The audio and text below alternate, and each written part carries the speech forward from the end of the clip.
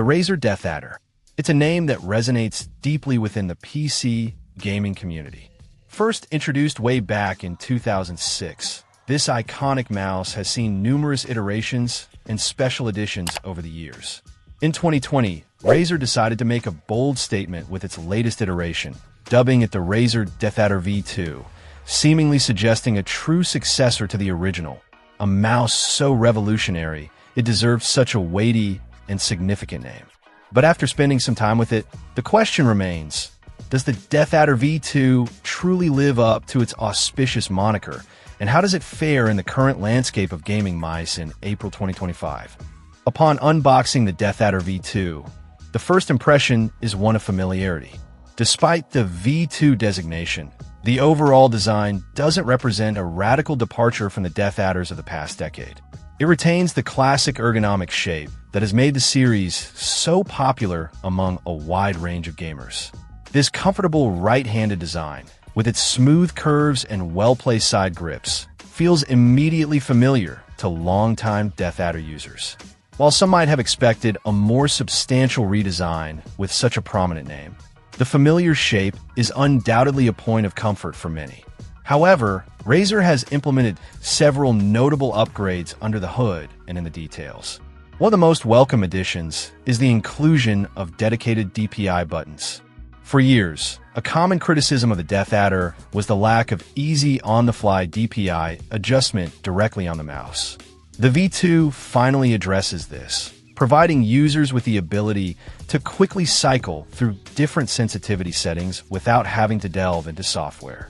This is a significant improvement for gamers who frequently switch between different tasks or game genres that require varying levels of precision. Another significant upgrade is the cable. The DeathAdder V2 features what Razer calls a supple cable, and this description is accurate. The cable is exceptionally flexible and lightweight, minimizing drag and providing a near-wireless feel. This is a crucial improvement for gaming, as cable drag can often hinder precise mouse movements. The new cable on the V2 feels like a substantial step up in terms of maneuverability. Razer has also incorporated its optical mouse switches into the DeathAdder V2. These switches are touted for their durability and responsiveness. Optical switches use light-based actuation, which can lead to faster response times and a longer lifespan compared to traditional mechanical switches. While the reviewer acknowledges their durability, they also note that the optical switches on the V2 are loud and stiff, which might be a matter of personal preference and could be a potential drawback for some users who prefer quieter or lighter clicks. The sensor has also been upgraded. The DeathAdder V2 features Razer's Focus Plus optical sensor, boasting an impressive DPI of 20,000. While this is a technically advanced sensor with excellent tracking capabilities, the reviewer points out that such a high DPI is largely meaningless to anyone who already owns a modern gaming mouse.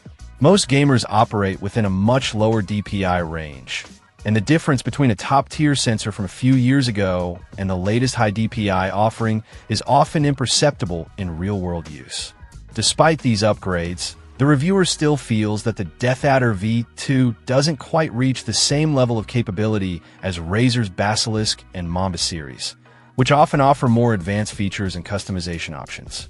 This suggests that while the V2 is a solid upgrade, it might not be the absolute top-of-the-line offering in Razer's own lineup. In conclusion, the Razer DeathAdder V2 brings some much-needed upgrades to a beloved and iconic gaming mouse. The inclusion of DPI buttons, the super flexible cable, and the durable optical switches are all welcome improvements that enhance the overall user experience. However, the loud and stiff clicks of the optical switches and the largely incremental sensor upgrade might not be revolutionary for everyone.